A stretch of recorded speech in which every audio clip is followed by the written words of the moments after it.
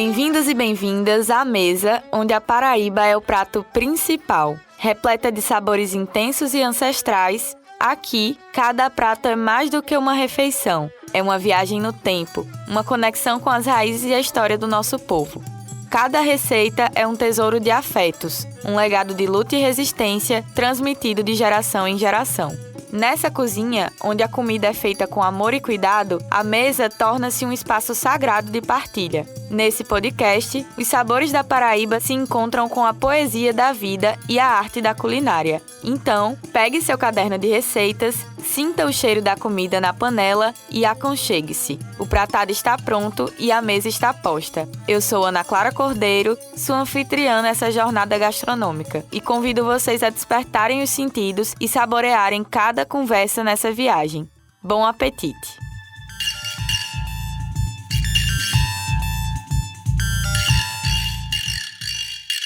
Por onde se mede o valor da comida? Quando enxergamos o ato de cozinhar como um processo fundamental da vida, passamos a entender que a comida carrega também a experiência de quem a prepara. E a transformação não ocorre apenas dentro de um tacho ou dentro de uma panela no fogo.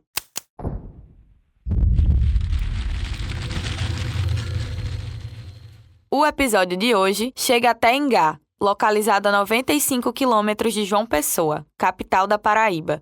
Fomos visitar a famosa Dona Lia, cozinheira e proprietária do Memorial do Cuscuz e Tapioca na Lenha.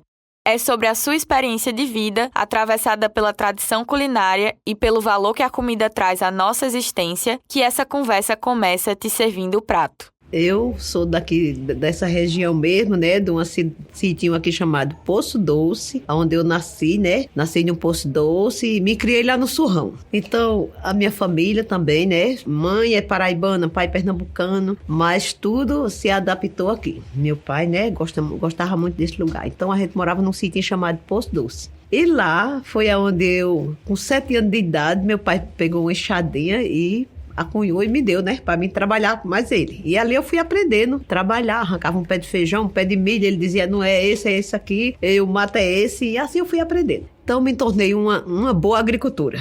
E ainda hoje tenho muita vontade ainda de ir para a roça, de morar na roça. E foi aí que eu trabalhei até os 19 anos. Quando eu cheguei mesmo a cozinhar mesmo, para dizer assim, cozinhar foi depois que eu botei isso aqui. As coisas que eu faço hoje aqui, foi aqui dentro. Toda a vida, desde a gente pequeno, que a mãe já ensinou, né? Que a mãe já dizia assim, oi, faça isso aqui, a avó também. Faça esse cuscuz, faça esse sangu, faça isso aqui. E já fui cuidando. E cada dia mais a gente vai se habituando mais nas coisas e vindo de si mesmo. Tudo que vem de dentro de mim, que eu penso assim, vou fazer aquilo para ver se dá certo. Faço para casa, dá certo, mas eu já vou expandindo.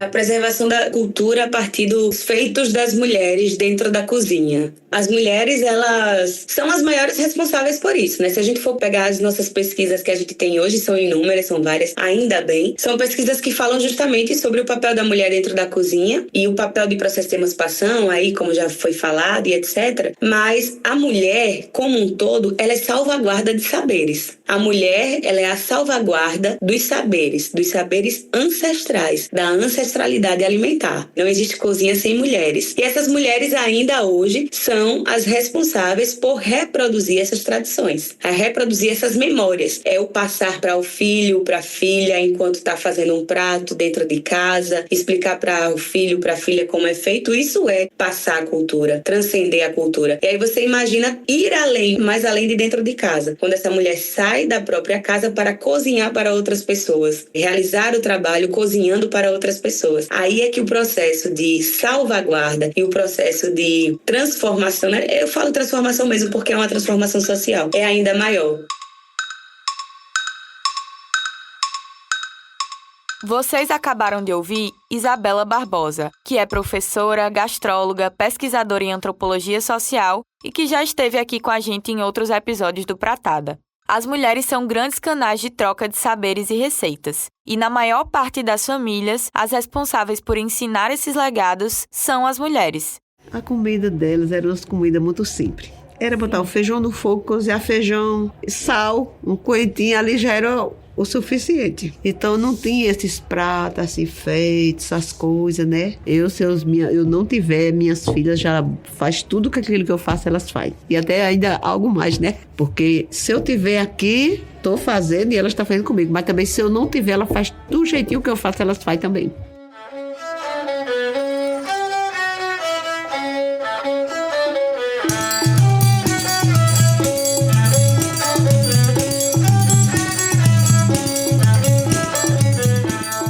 As lembranças que a comida traz, através dos cheiros, gostos, texturas, sons, cores e formas, são prato cheio para o restaurante de Dona Lia, o Memorial do Cuscuz e Tapioca na Lenha. Olha, na hora de escolher esse nome, foi muito o nome que foi dado. O pessoal do Sebrae estava junto comigo, vamos criar o nome, né? Eles vieram aqui, então foi difícil na hora, foi difícil. Eles diziam um nome, não me agradava, mandava eu dizer outro, mas depois eu dizia esse nome não dá certo. Então, até que eu fui lembrando assim, fui juntando, porque isso aqui é uma coisa de memória, foi de coisas jogadas, e eu recolhi, guardando aquela memória, então aquilo ali eu fui criando, que ali eu botei a memória da minha avó e a memória da minha outra avó por parte de pai, porque uma fazia o cuscuz, fazia o angu. E a outra fazia a tapioca, botava o balai na cabeça e ia vender num lugar chamado São Vicente dos Ferros, em Pernambuco. A minha avó fazia para nós comer por tradição, a da minha mãe, a avó Guidinha. Então ela fazia para nós comer aquilo ali com leite, com galinha, por tradição. E a minha avó de Pernambuco, a mãe do meu pai, vó Zabé, ela fazia por precisão, que ela precisava daquele dinheiro. Então ela fazia aquela tapioca, botava num balai, botava na cabeça e saía 3 léguas, por na época chamava de légua, para um lugar chamado São Vicente dos Ferros, para ir vender lá. Aí quando voltava, aquele dinheirinho, aí fazia a feirinha, botava naquele balai, botava na cabeça, chegava de noite em casa. E aí foi quando eu juntei, eu disse, gente,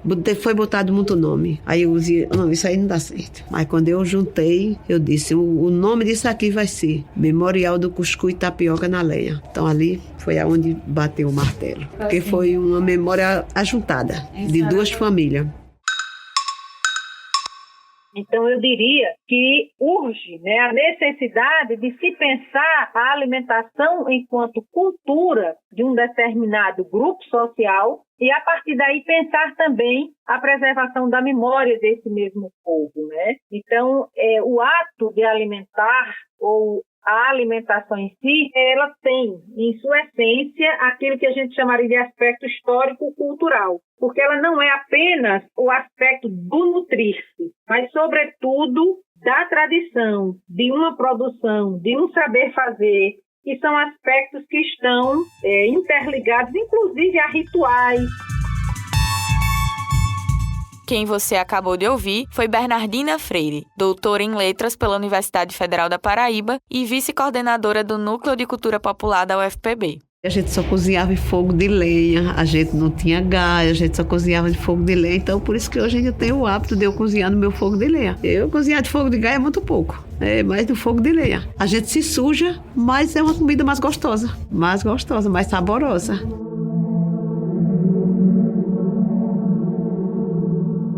Ao chegar no restaurante de Dona Lia, a gente passa por um beco que dá acesso ao salão que tem várias mesas e inúmeros objetos e relíquias que ali viraram decoração.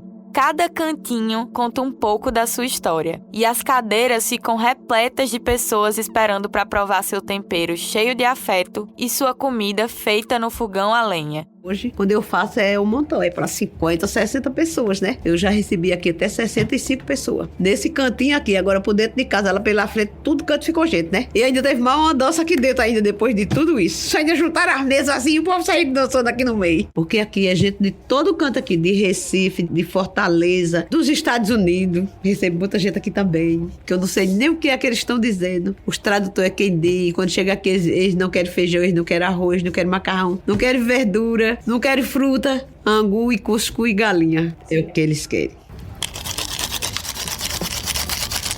Agora, quando vê o prato do cuscuz chegar na mesa e vê a travessa de angu e a galinha de capoeira, Virgem Maria. Antigamente, o pessoal não queria, não. Na época mesmo, a gente comia porque a gente queria, não tinha outra coisa, a gente tinha que comer. Mas o pessoal era tudo assim, mesmo que não tivesse nada assim, pessoas fraquinhas, né, na pobreza mesmo, como eu estava, muita gente não queria comer. Falava até que angu era comer de cachorro. E hoje é o meu prato preferido aqui. É o angu. Porque se não tiver o angu, não tem nada. O pessoal volta para trás e diz, não, dona Lia, a gente quer angu. Quando liga para mim já é dizendo, olha, o prato que eu quero é angu, cabeça amarrada e galinha de capoeira. Então é o prato preferido.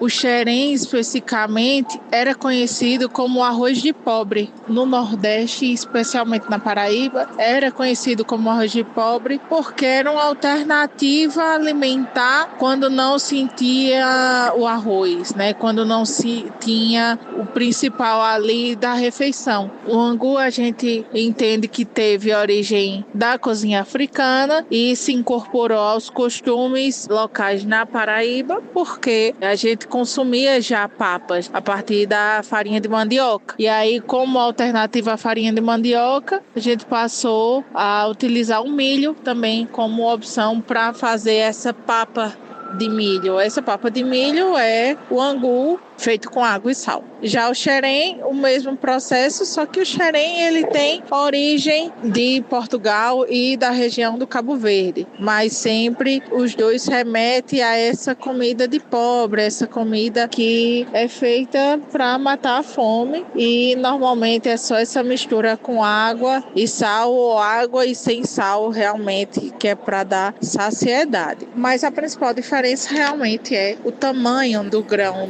do milho para o angu e para o xerém.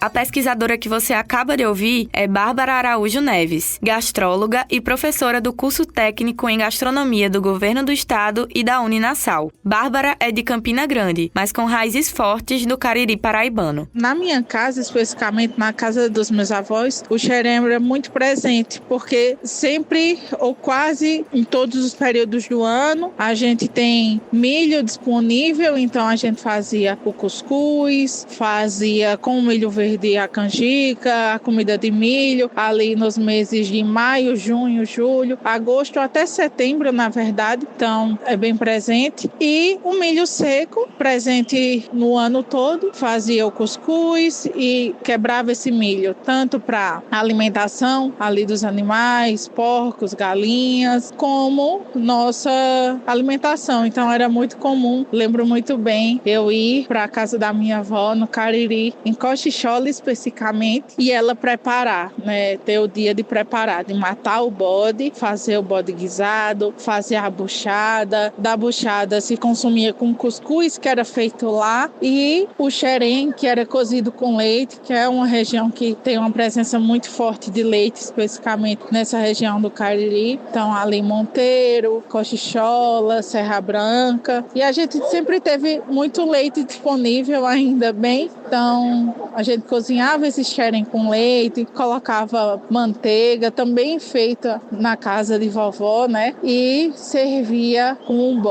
bode guisado, com carneiro assado, mas o bode guisado, que é aquele bode cozido com todas as verduras, como a gente chama, que é cebola, alho, tomate, pimentões, cominho, fazia um molho com isso e cozinhava esse bode dentro durante algumas horas até que ele ficasse praticamente desmanchando. E era servido com o xerém cozido no leite, nos tempos onde se tinha muito leite, e quando não se tem tanto leite assim, a gente cozinhava na água e no sal mesmo. E assim era consumido no café da manhã, no almoço, no jantar, na oportunidade que se tivesse.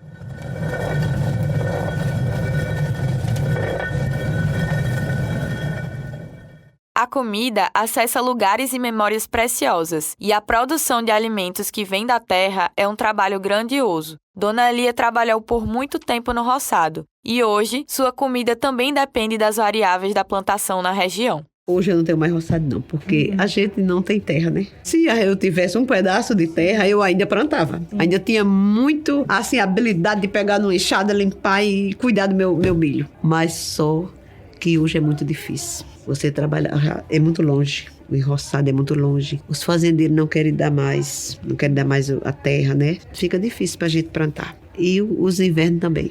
Aí, sempre meus irmãos trabalham. Eu já colho dos roçados deles, eu ajudo eles. Eles me dão uma parte de milho, dou uma parte de dinheiro, então todo mundo se ajuda. Esse ano nós não vai ter isso. Esse ano o inverno aqui é zero. O milho, plantou, só para provar, não tem nada. Esse ano nós não tem milho aqui na região para nós pegar o milho, a gente tem que comprar tudo já de fora.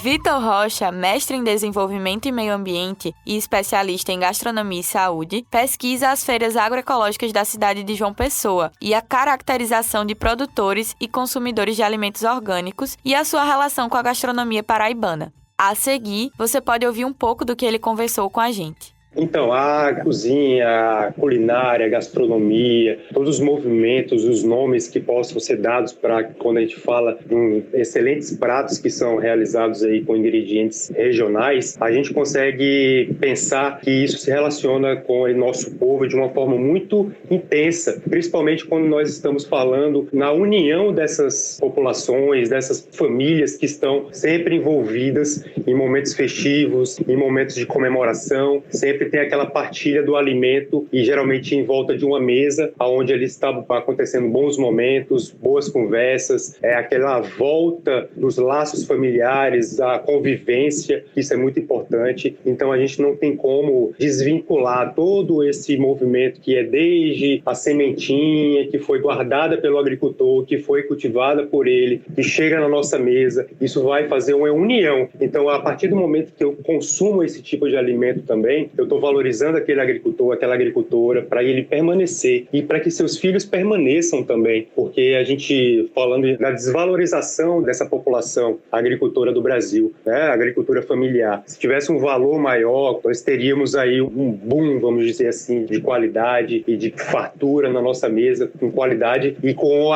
essa união do agricultor e o consumidor que estão interligados, não tem como desvincular essa importância, fechando um ciclo, né, fortalecendo esses laços. É hora de pedirmos licença à Dona Lia, pois dessa vez o lindo e aconchegante salão de seu memorial se enche de ouvintes querendo conhecer os preparos e temperos dessa cozinheira maravilhosa. Que o cheiro da lenha queimando no fogo e do cuscuz envolvido no pano te conduza mansamente a essa saborosa experiência sonora.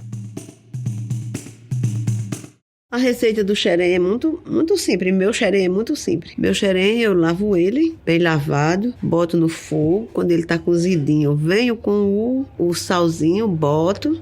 É só isso, mais nada. Pro meu xerém eu não boto mais nada. Às vezes que tem alguém que me encomenda, eu gosto de um xerém com leite. É cozido no leite. Aí eu cozinho no leite. Mas é muito difícil. O angu para comer com a galinha de capoeira é ele simples. Só água e sal. E o bode não. O bode você vai preparar ele, né? Eu preparo ele primeiro, passo limão, passo um vinagre, lavo bem lavado. Depois eu vou preparar ele. Botar o tempero, sal, colorau, as verduras. Boto para cozinhar.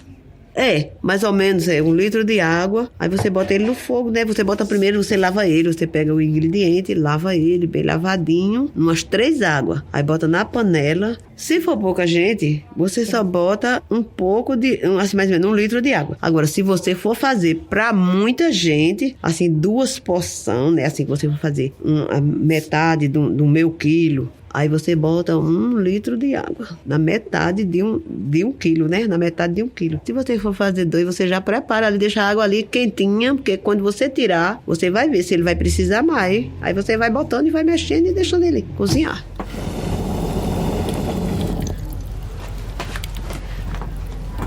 Esse fogo tem que estar pegado.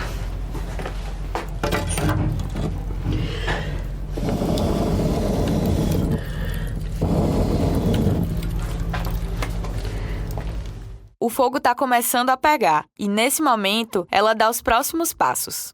Pronto, daqui uns minutinhos, bota no fogo, viu? Pode botar no fogo mais alto. Agora eu vou botar a tampa da panela e vou botar no fogo, para pegar a pressão. Agora eu vou preparar o bode, porque o bode custa mais, né? Para poder fazer o cuscuz. O preparo do bode tem seus segredos e Dona Lia compartilhou com a gente esse processo. Aqui agora eu estou descascando o alho, vou ralar aqui dentro da carne. Agora eu vou ralar o alho.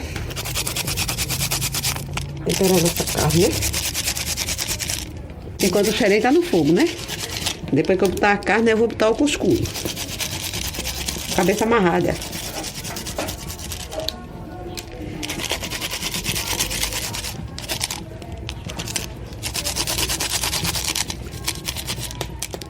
O cuscuz cabeça amarrada que ela mencionou é a especialidade da casa. Um cuscuz colocado num prato fundo de barro e amarrado com um pano de prato. Aqui tem 1,1 kg.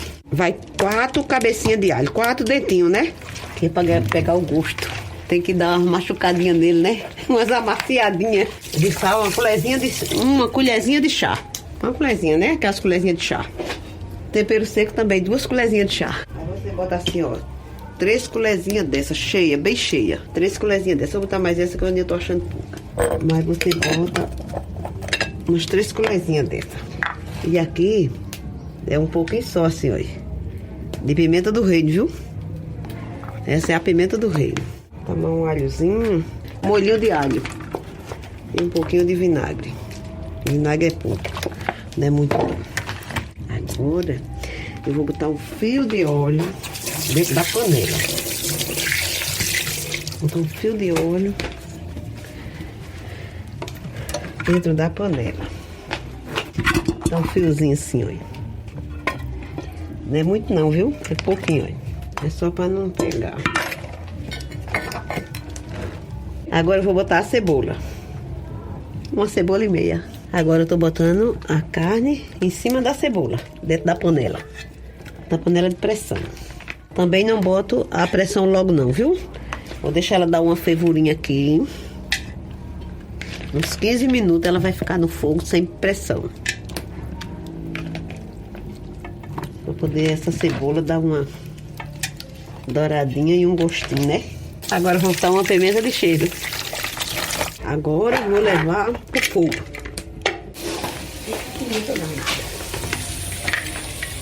Essa daí não, viu, família? Vou botar nessa, viu? Agora eu vou deixar uns minutinhos. Uns 15 minutos. Pra poder botar a pressão, viu? Isso aqui eu tenho que botar em cima. Eu esqueci de botar em cima, deixa eu botar. Esse aqui, ó, cebola. Botei embaixo, agora eu vou botar essa em cima. Esse aqui eu vou botar aqui em cima.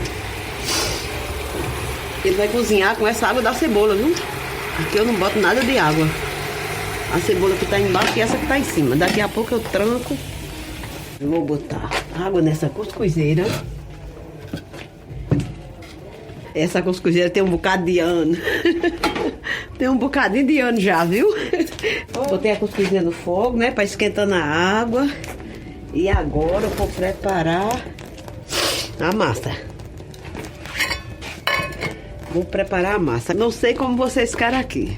Se vocês vão querer comer esse cuscuz com queijo ou só com manteiga. Que aí eu preparo ele com manteiga. Manteiga. Essa aqui é a manteiga de gado. Viu?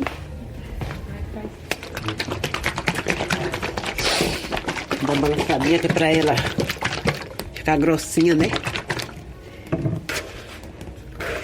É feita do leite, né? Tirar a gordura do leite da vaca. Forma aquela nata, né? Uma nata, aí aquela nata forma essa manteiga, né? Vou fazer o cuscuz, viu? Tô molhando a fuba. Vou fazer o cuscuz. Já tem uma pitadinha de sal.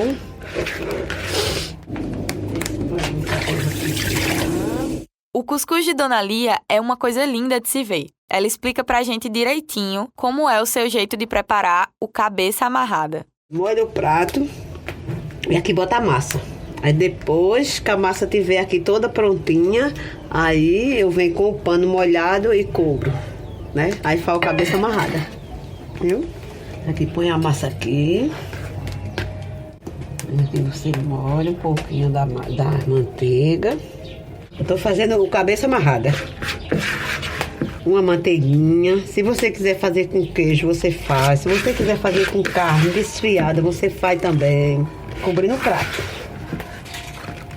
Agora você vai trabalhar ele com amor. Amaciando ele, né? Pra ele ficar todo bem feitinho. Bem arrumadinho, né? Bem redondinho. Porque quando ele sair daqui, ele vai sair com aquele reluce. Agora eu vou furar ele. Que é para poder o vapor entrar aqui. Porque senão ele não cozinha. Dona Lia vai abrindo espaço no cuscuz com uma pequena madeira que lembra o cabo de uma colher de pau, para que o vapor entre no cuscuz e cozinhe a massa. O cuscuz fica todo furadinho. Quando a comida estiver pronta e acabar esse episódio, você pode conferir com detalhes as fotos de Dona Lia e sua comida no nosso Instagram, @pratadapodcast. Agora é a manteiga dentro dos buraquinhos. E aqui agora é você botar o pano molhado, cobrir ele e amarrar aqui. Pra ele ficar bem arrumadinho aqui. Tosse. E aqui vem pra cima do fogão, da cuscuzeira. Vira ele assim, ó. Vira ele pra baixo. E aqui você prende um nó aqui embaixo. Que é pra ele sustentar aqui. Aqui agora é onde ele vai cozinhar. Fogo alto. O tempo do cuscuz é uns 20 minutos, mais ou menos, viu? Uns 20 minutos ele tá pronto. A senhora deixou a massa com água? Foi, é. Deixa de molho mais ou menos 1h30. Eu boto 1h30, viu? Quando vocês chegaram eu já tinha botado, viu? Tinha acabado de botar. O milho do cuscuz, agora mesmo eu tô fazendo com a fuba normal. Mas quando eu tenho, ralo no ralo. É, quando tem o milho, né? Aí eu ralo no ralo. Mas agora mesmo não tem milho, não. Mas quando tem a espiga, rala aqui, ó. No ralinho. Sal é só uma pitadinha. Um pouquinho. Não bota muito sal, não. Só uma pitadinha de sal. Agora vamos esperar, né? Agora deu um tempo, daqui a pouco você já vai ver pronto na mesa. E para começar esse preparo, Dona Lia caminhou até o equipamento mais curioso da cozinha. Uma imensa pedra em formato redondo, com uma estaca de madeira fincada na lateral e um orifício no meio, um moinho de pedra manual.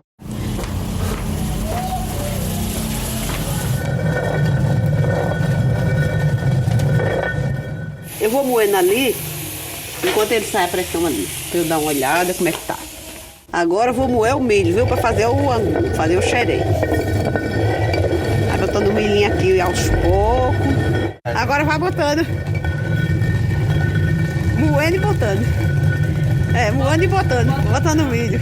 É, deixa eu dar uma olhada aqui. Daí vocês já conseguem sentir o cheirinho. Por aqui o cheiro já invadiu a cozinha. O angu já tá bom, viu? Olha. O angu já tá pronto. O angu já tá pronto. E o cuscuz, tá como, Dona Lia? Ó, já tá pronto, ó. Ó o batidinho dele quando tá pronto, ó. Quando ele tá assim, ó. Fofinho assim, ó. Tá pronto. Vou tirar, viu? Vou desenformar. Olha como sai do fogo, ó. Chega a sair fumaçando. Agora eu vou tirar. Vou nesse outro prato. Quando for tirar, tem que ter cuidado, porque é muito quente. Dá um trabalhozinho, mas vale a pena. Porque é quente, viu? Dá trabalho. Aqui, ó. Tá pronto, cabeça amarrada para comer com bode, galinha de capoeira, porco assado, costelinha, do jeito que você quiser. Você come aquele do jeito que você quiser. E o cheiro, viu? Olha, chega a sair com reluz aí. Tá vendo aí?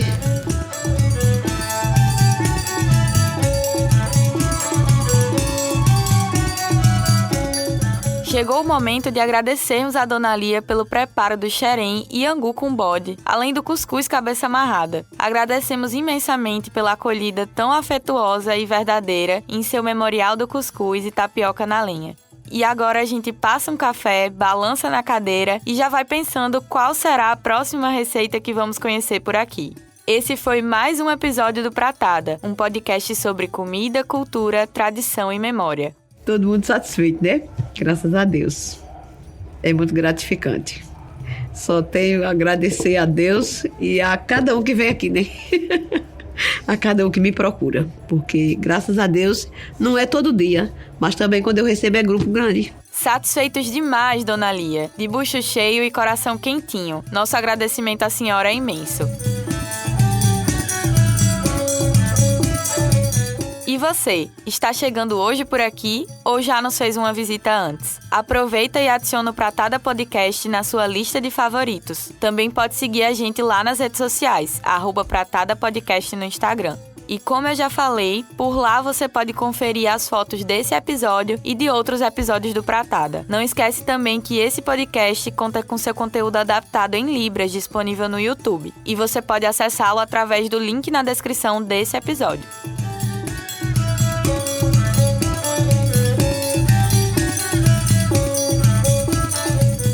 Pratada é idealizado e apresentado por Ana Clara Cordeiro. Esse foi um roteiro de Márcia Rezende. Produção executiva, Muricy Filmes e Paulo Pontes. Captação de áudio por Janaína Lacerda. Edição, produção e registros fotográficos por Luiz Monteiro. Produção por João Lira. Trilha sonora original, Kevin Mello. Pratada foi realizado com recursos da Lei Paulo Gustavo, operacionalizado pela Secretaria de Estado da Cultura, Governo do Estado da Paraíba.